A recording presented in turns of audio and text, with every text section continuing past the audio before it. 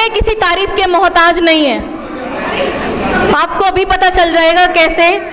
आप मसोता में पे बैक टू सोसाइटी के तहत IAS PCS की कोचिंग फ्री में देते हैं, बिल्कुल निशुल्क, वह भी बिल्कुल निशुल्क। समाज को एक नई दिशा देते और महिलाओं के लिए हमेशा आवाज़ उठाते हैं। मैं स्वागत करना चाहूँगी डॉक्टर राजकुमार जी का। प्लीज़ आप मंच पर आएँ सर, और महिलाओं के प्रति समाज में क्या भागीदारी, युवाओं के प्रति समाज में क्या भागीदारी, इस पर अपना वक्तव्य दे सर। एक बार जोरदार तालियां डॉक्टर राजकुमार जी के लिए।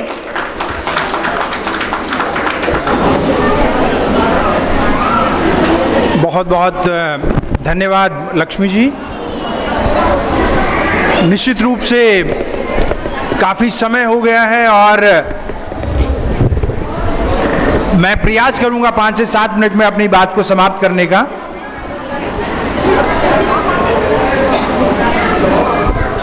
आदरणीय पूजनीय बंटी जी, सभा में उपस्थित मेरे बहुत सारे सीनियर साथी,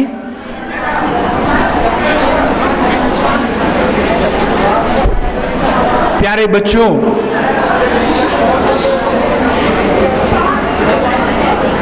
क्योंकि कार्यक्रम युवाओं से संबंधित है और महिलाओं से संबंधित विषय की बात की गई है, विषय दिया गया है, लेकिन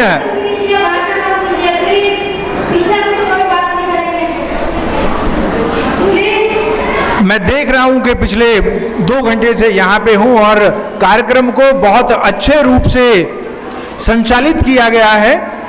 और उससे भी ज़्यादा खुशी की बात यह है कि जो हमारा संस्थान है, प्रबुद्ध सेवा संस्थान है, उसके बहुत सारे वॉलंटियर्स, उसके बहुत सारी महिला मेंबर्स यहाँ पे एक्टिव हैं। एक तरीके से कहा जा सकता है कि जिस कमी को हम अक्सर ज़्यादातर कार्यक्रमों में देखते हैं, महसूस करते हैं, वो कमी यहाँ पे पूरी तरीके से दूर कर दी गई है और महिलाएं अपने कार्य को आगे बहुत बखूबी से आगे बढ़ा रही हैं। इसलिए मैं तहे दिल से सबसे पहले प्रबुद्ध सेवा संस्थान की अपनी साथियों को, खासतौर पे इनकी अध्यक्षा सगुन बोध जी को और उनकी पूरी टीम को बहुत बहुत साधुवाद देना चाहूँगा कि उन्होंने एक इस तरह का कार्य करने का प्रयास किया है, उस तरह की कमी को पूरा करने का प्रयास किया जिसको बाबा साहब और हमारे समाज के सभी नायक नायिकाओं ने बहुत लंबे समय से भरने का प्रयास किया, उसको आगे बढ़ाने का प्रयास किया। देखिए,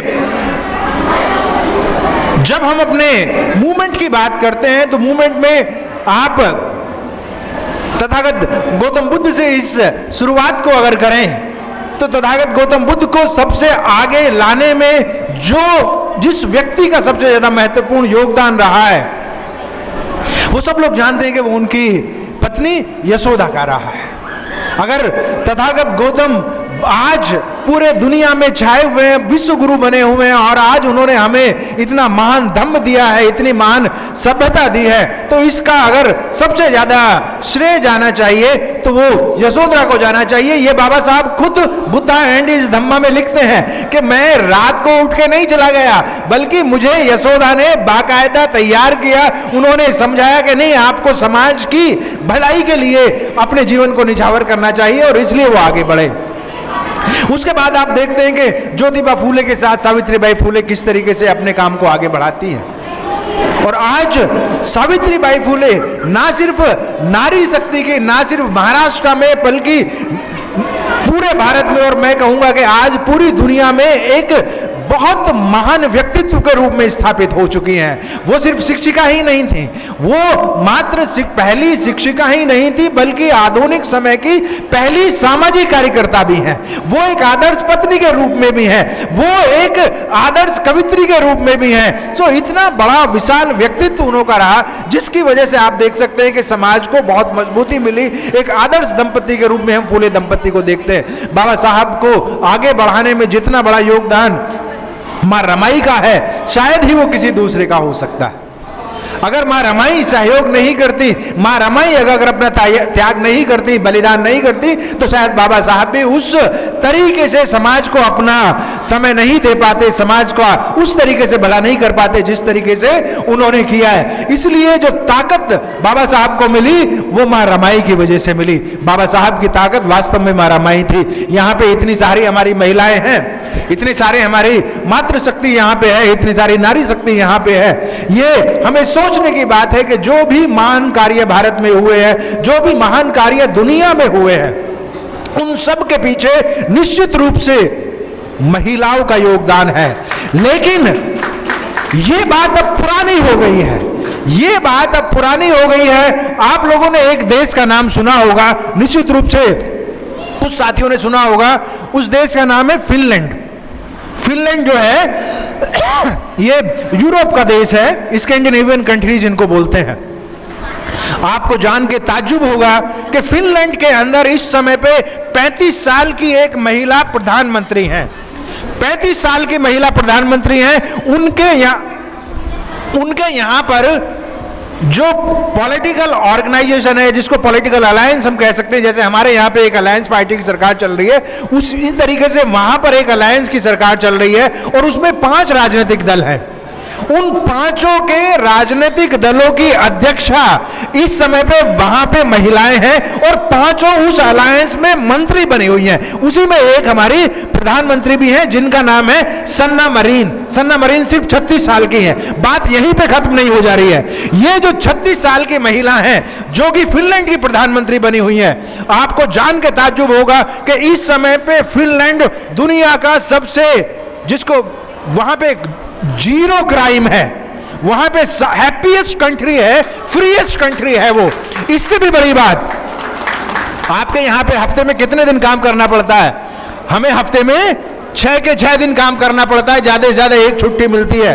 फिनलैंड में सिर्फ 4 दिन काम करना पड़ता है, सिर्फ 4 दिन, और 4 दिन में भी सिर्फ 6 घंटे काम करना पड़ता है।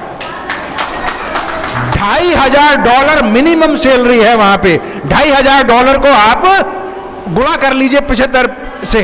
सो किस तरीके से महिलाएं अगर आगे आती हैं। एक चीज और वहां पे बताऊं, भारत में जैसे अभी 6 महीने मातृत्व अवकाश मिलता है और पुरुषों को अवकाश मिलता है, पिताओं को मिलता है 15 दिन का। वहां पे 6 महीने पुरुषों को मिलता है और 6 महीने स्त्रियों को अवकाश मिलता है, दोनों को बराबर मिलता है। वहां पे जेलें खत्म हो चुकी हैं, जेल नहीं है वहां पे, अपराध खत्म हो चुके हैं, वहां पे फ्री एजुकेशन है। कहने का मतलब यह है कि अगर हमारी महिलाएं आगे आती हैं तो वो समाज को बहुत ही अच्छे से चला सकती हैं, बहुत बढ़िया तरीके से चला सकती हैं। जहां कहीं भी उन्होंने बिना रिजर्वेशन के फिनलैंड के अंदर आज 50% महिलाएं संसद के अंदर जा चुकी हैं, 50% बिना रिजर्वेशन के जा चुकी हैं। शुभ अवसर अगर मिलता है, यह अवसर बाबा साहब ने हमें दिया है, यह अवसर हमारे महापुरुषों ने हमें दिया है, यह अवसर हमारे उन नायक नायिकाओं ने हमें दिया है कि स्त्री पुरुष को ना सिर्फ हम बराबर समझें बल्कि उनको बराबर का अवसर भी दें। बाबा साहब तो यहां तक कहते हैं कि अगर दोनों में से किसी एक को पढ़ाने की हमारी सुविधा है या हमारे पास संसाधन है तो हमें लड़की को पढ़ाना चाहिए, क्योंकि लड़की को पढ़ाते हैं तो एक पूरी पीढ़ी बढ़ जाती है, एक पूरी पीढ़ी आगे बढ़ जाती है। अभी नीलम जी इस बात को कह रही थी कि भाई हमें सम्मान चाहिए। सम्मान किस लिए मिलेगा? सम्मान आपको, एक बहुत बड़ी विद्वान महिला विद्वान हुई है, उन्होंने कहा कि 2 चीजें हैं, या तो प्यार मिलेगा या सम्मान मिलेगा। वो कहते कि प्यार तो आप किसी को भी कर सकते हैं, जो आपको अच्छा लगे उसको प्यार कर दीजिए, लेकिन सम्मान करना बड़ा मुश्किल काम है। सम्मान आप उस व्यक्ति का करते हैं जिसके अंदर चरित्र होता है, सम्मान आप उसका करते हैं जिसके अंदर समृद्धि होती है, जिसके अंदर नैतिकता होती है, जिसके अंदर ताकत होती है, उसका आप सम्मान करते हैं। इसलिए अगर स्त्रियों को सम्मान चाहिए तो उन्हें अपनी शिक्षा पर ध्यान देना पड़ेगा, अपने को ताकतवर बनाना पड़ेगा। जब तक हम अपने आप को ताकतवर नहीं बनाएंगे, सामने वाला आपको सम्मान नहीं दे सकता है, वो आप पे दया कर सकता है, वो आपको छोटा मोटा कोई जो है आप पे एहसान कर सकता है, लेकिन बराबरी का दर्जा आपको नहीं दे सकते। अगर बराबरी का दर्जा हमें चाहिए तो हमें निश्चित रूप से अपनी ताकत को पहचानना पड़ेगा। देखिए, हमारा आंदोलन, सारा का सारा आंदोलन महिला सशक्तिकरण पर रुका हुआ है। हमारे जितने महापुरुष हैं उन सब ने इस बात को जबरदस्त तरीके से आगे बढ़ाया है।